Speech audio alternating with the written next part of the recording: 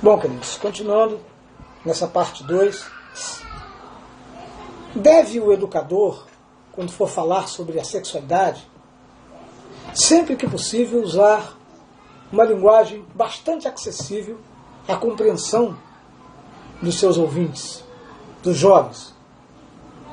Porque muitos dos problemas e desvios em relação a esse assunto são desencadeados devido às informações equivocadas, distorcidas, que eles recebem sobre a sexualidade, recebidas através de canais não habilitados para este fim.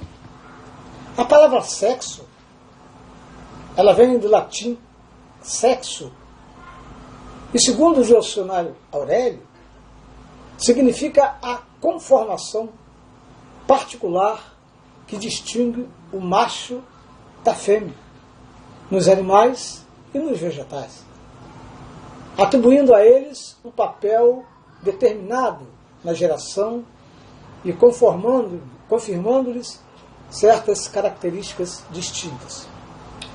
O sexo é um instinto desenvolvido pelo Criador, pelo próprio Deus, para perpetuar a vida e multiplicar os seres vivos.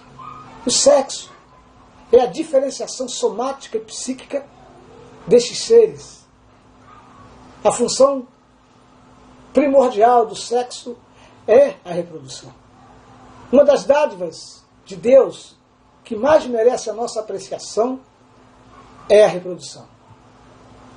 As coisas vivas da natureza resultam de um processo que as leva a aumentar e crescer.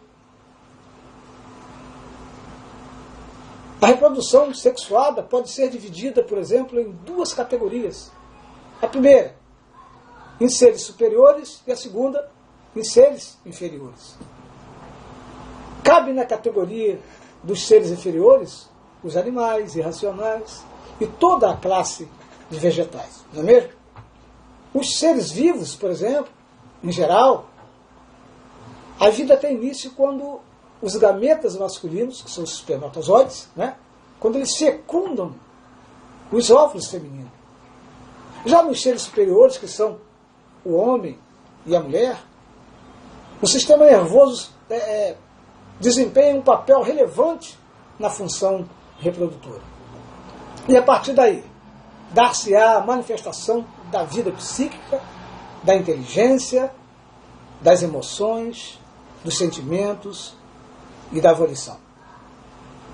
Quando duas pessoas de sexos opostos, obviamente que depois de casados, se unem para o exercício da sexualidade, podemos perceber aí a prova de que Deus deu à natureza a função de perpetuação da vida. Portanto, o sexo é algo latente e que pode ser, por nós, dominado. Como alguns pensam, o sexo não foi inventado pelo diabo. Não, e sim por Deus, para cumprir o desígnio da perpetuação das espécies, através do processo de reprodução. O sexo é dom de Deus. Assim definiu William Taylor, um teólogo e escritor cristão, que afirmou ainda que o sexo é uma dádiva divina e não foi criado para servir de instrumento do mal, mas sim para honrar e glorificar a Deus em sua obra. O sexo, então, queridos, é uma bênção de Deus. Mas alguns conceitos errôneos, difundidos ao longo da história, é que macularam, que mancharam a significância do sexo. Quero contar para você que está me ouvindo, que está me vendo, uma coisa. Olha, Santo Agostinho, ele introduziu entre os cristãos de sua época uma definitiva nódoa aqui de consciência culpada quando as pessoas faziam sexo ou tinham sentimentos e impulsos prazerosos. Agostinho trouxe para dentro dos lares e para os leitos conjugais de sua época uma sombra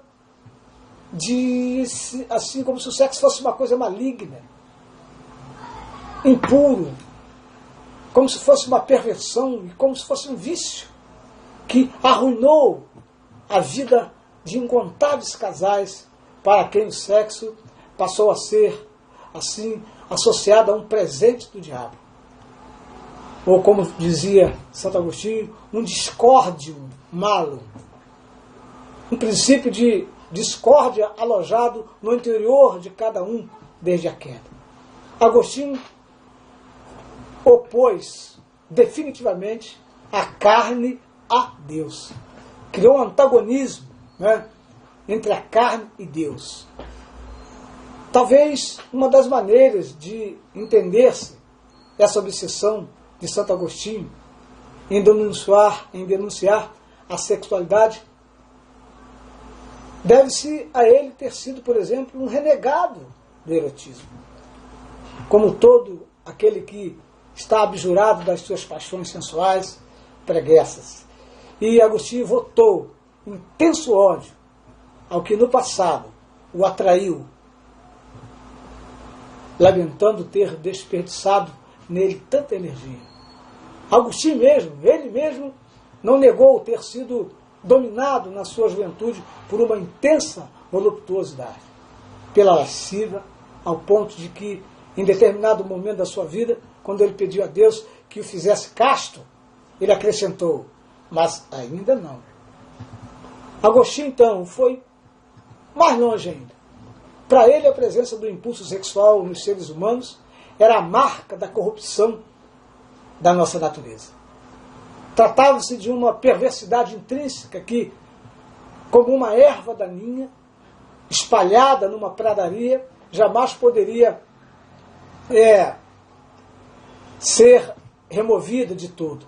Santo Agostinho explicava a maldade como resultante desse tumor, entre aspas, desse tumor sensual e dissoluto existente em todos nós. Como um provocador de uma desordem crônica nas nossas relações, que o tempo inteiro nos perturbaria com suas poluições, com seus sonhos inconvenientes, incestuosos e inconfessáveis. Agostinho dizia que não havia dieta, jejum, que os salvasse ou nos libertasse dele. E ele estaria nos acompanhando até a velhice e também até no momento do encarquilhamento, como uma cicatriz não sarada do nosso passado libidinoso pecador. Mas foi contra isso que mobilizou-se um rival seu chamado Juliano, que era um bispo de Eclano, que depois do ano 418 embrenhou-se numa ruidosa polêmica com ele. Juliano, então, mostrou-se indignado com essas acusações que Santo Agostinho fazia ao sexo e, consequentemente, ao casamento. Juliano não podia conceber, explicou ele, que um ato necessário à nossa reprodução fosse algo demoníaco ou que tivesse que ser praticado sob o véu da vergonha e do enxovalhamento. Afinal, estes eram impulsos do nosso corpo, dizia Juliano, feitos por Deus, né? E o prazer era necessário à reprodução. Era a força que fundia as sementes masculinas e femininas num amplo calor genitalis, útil a que ocorresse uma conjunção saudável e feliz. Dizia ele, dizia Juliano, nada poderia haver de sinistro numa relação sexual bem realizada e completa dentro do casamento. Bem ao contrário, Juliano viu-a como natural, como saudável, como um instrumento de eleição de qualquer casamento merecedor.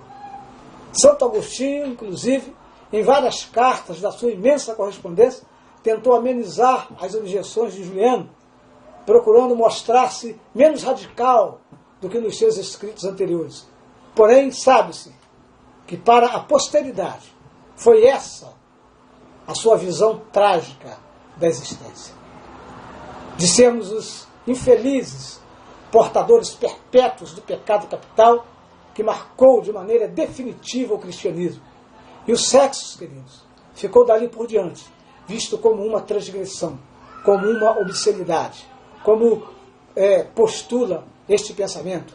Quem sabe, até mesmo um ardil satânico para atormentar infinitamente a existência humana, até pelo menos o surgimento da psicanálise, com Freud, no século XX, que aboliu essa ideia, pelo menos entre as elites ocidentais, com essa ideia do pecado.